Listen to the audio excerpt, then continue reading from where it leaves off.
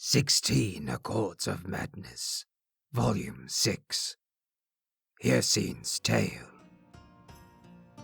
Ever proud and boastful, Oblivion's mad prince stood 1/5 day of mid-year among the frigid peaks of Skyrim, and beckoned forth Hircine for parley. The huntsman god materialized, for this was his day, and the boldness of Sheogorath intrigued him. Wry without equal, Sheogorath holds in his realm giggling loons, flamboyant auteurs, and craven mutilators. The Mad Prince will ply profitless bargains and promote senseless bloodshed for nothing more than the joy of another's confusion, tragedy, or rage. So it was that Sheogorath had set a stage on which to play himself as rival to Hircine. Without haste, the coy prince proffered his contest. Each prince was to groom a beast to meet at this place again, 3 years to the hour, and do fateful battle.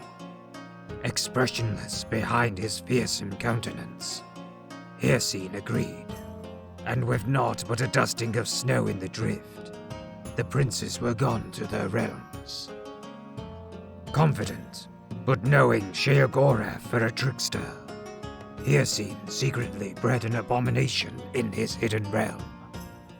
An ancient Daedroth he summoned, and imbued it with the foul curse of lycanthropy. Of pitch heart and jagged fang, the unspeakable horror had no peer, even among the great hunters of Hircine's sphere.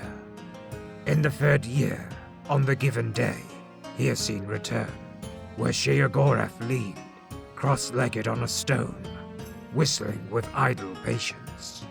The prince of the hunt struck his spear to the ground, bringing forth his unnatural, snarling behemoth. Doffing his cap sly as ever, Sheogorath stood and stepped aside to reveal a tiny, colorful bird perched atop the stone. Demurely it chirped in the bristling gusts, scarcely audible. In a twisted, springing heap, the Daedroth was upon the stone, leaving only rubble where the boulder had been.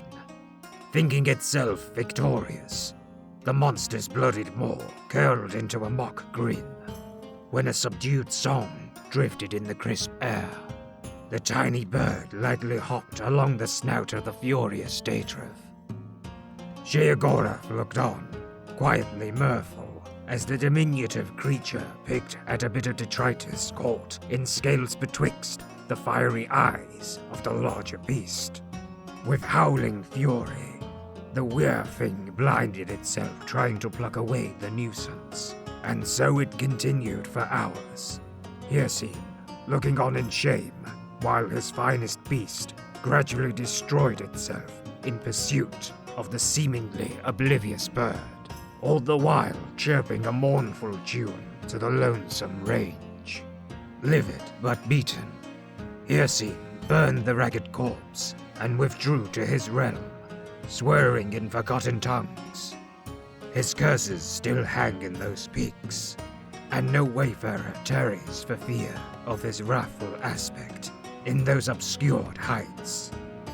Turning on his heel, Sheogorath beckoned the minuscule songbird to perch atop his shoulder and stroll down the mountain, making for the warm breezes and vibrant sunsets of the Abyssian coast, whistling in tune with the tiniest champion in Tamriel.